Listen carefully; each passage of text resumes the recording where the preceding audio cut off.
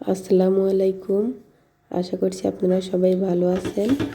আজকে আমি আপনাদের সঙ্গে শেয়ার করব প্যারেল মুরগির পা, চামড়া, মাথা, গিলা এগুলা ফ্রিজে রাখা ছিল, তাই রান্নাটা শেয়ার করব।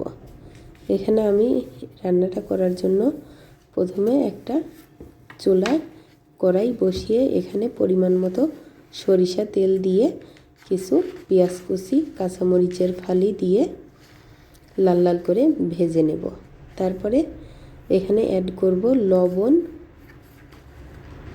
দিয়ে এখানে আমি সেই মুরগির চামড়া, পা, গিলা, মাথা ওগুলা ঢেলে দেব। আর এই মাংসের উপরেই জিরা বাটা, আদা বাটা, রসুন বাটা, পেঁয়াজ বাটা এগুলা আমার আম্মু তুলে রেখেছিল, এই জন্য ওগুলা আর দেখানো হয়নি।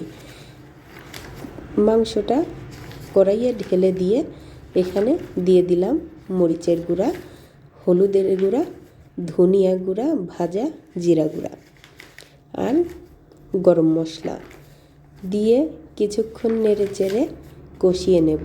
আপনারা দেখতে পাচ্ছেন যে গ্রামের বাড়িতে খড়ির চুলায় রান্নাটা দেখতে কত সুন্দর দেখায়। দেখুন চুলাটা কি সুন্দর জ্বলছে, রান্নাটাও খুবই তাড়াতাড়ি হয় গ্যাসের চুলার তুলনায়। খড়ির চুলার রান্নাটা আবার খেতেও অনেক মজা হয়, এই জন্য গ্রামে গেলে খড়ির চুলার রান্নাটাই বেশি খাওয়া হয়।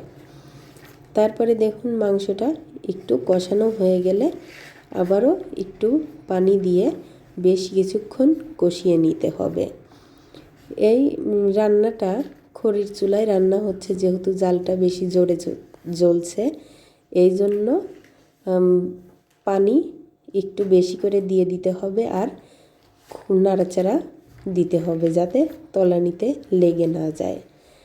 এই মাংসটা যত ভালো কষাবেন ততই খেতে বেশি মজা হবে, মশলাগুলা মাংসের ভিতরে ভালোভাবে ঢুকবে। তো দেখুন মাংসটা কষানো প্রায় হওয়ার দিকে, দেখতে কত সুন্দর দেখাচ্ছে। এ পর্যায়ে এখানে আবারও ভালো করে নেড়েচেড়ে দিতে হবে যাতে নিচে লেগে না যায়। দেখুন কিভাবে নাড়তে হবে এবং এখানে অ্যাড করে দিতে হবে ঝোলের পানি। যেহেতু আগেই বলেছি চুলার জালটা জোরে জ্বলে, এজন্য ঝোলটাও খুব তাড়াতাড়ি শুকিয়ে যায়। এজন্য এখানে একটু বেশি পরিমাণে পানি দিয়ে দিতে হবে যাতে মাংসটাও ভালোভাবে সিদ্ধ হয়ে যায় এবং হালকা ঝোল থাকে।